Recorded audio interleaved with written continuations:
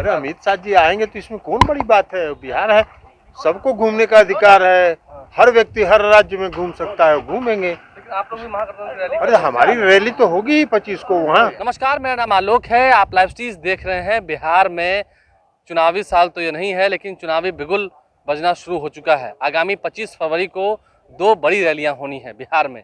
एक तो बड़ी रैली होनी है महागठबंधन की पूर्णिया के रणभूमि मैदान में। सीमांचल से ही इसकी शुरुआत हो रही है। 25 फरवरी को तमाम जितने महागठबंधन के वरिष्ठ नेता हैं वो जुटेंगे पूर्णिया में, और एक बड़ी सभा होनी है पूर्णिया में, एक बड़ी रैली होनी है।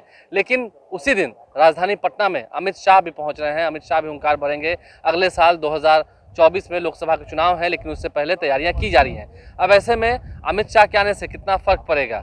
अमित शाह बिहार आ रहे हैं। जेडीयू के राष्ट्रीय अध्यक्ष ललन सिंह से जब ये पूछा गया क्या कुछ वो कह रहे हैं, जरा सुनिए। अमित शाह आ रहे हैं। अरे अमित शाह जी आएंगे तो इसमें कौन बड़ी बात है, बिहार है, सबको घूमने का अधिकार है, हर व्यक्ति हर राज्य में घूम सकता है, घूमेंगे। लेकिन आप लोग भी महागठबंधन की रैली अरे हमारी रैली तो होगी ही 25 को वहाँ, और अमित शाह जी आ रहे हैं, कोई इसमें बुराई नहीं है, वो घूमे, बिहार में जितना घूमना है घूमे। तो मोदी भी असंतोष है, कुशवाहा जी ने से चर्चा बुलाई है जेडीयू के, क्या कहेंगे इस पर?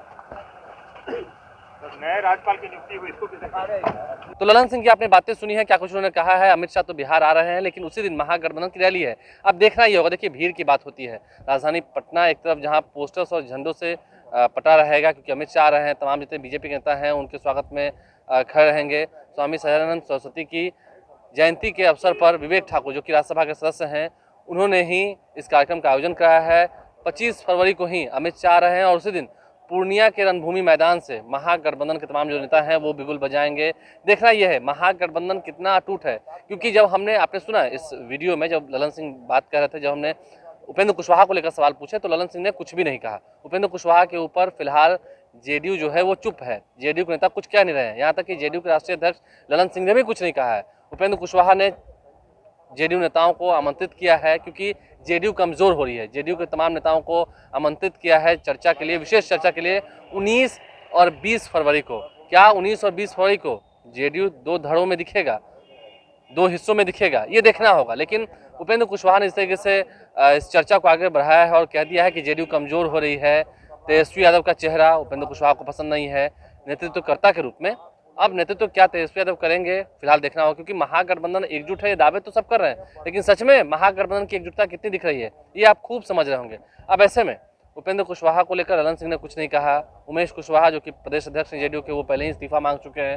कह रहे हैं कि शर्म नहीं आती है ऐसे लोगों को जो नीतीश कुमार की दया दृष्टि पर आगे बढ़े हैं और अब महागठबंधन को ही कमजोर कर रहे हैं। लेकिन ललन सिंह ने क्या कहा आपने सुना है अमित शाह के आने को लेकर। अब देखना यह है कि आने वाले समय में क्या कुछ डेवलपमेंट होता है, क्या कुछ बातें सामने निकल के आती हैं, क्योंकि अब टक्कर जो है बड़ी होने वाली है। एक तरफ जहां नीतीश कुमार हुंकार भरेंगे, तेजस्वी यादव हुंकार भरेंगे, वहीं ललन सिंह भी अपनी बातों को रखेंगे पूर्णिया के रणभूमि मैदान में। महागठबंधन के अन्य जितने सहयोगी हैं, चाहे वो कांग्रेस के नेता हो, सीपीआई सीपीएम के नेता हो, वो सभी अपनी बातों को रखेंगे।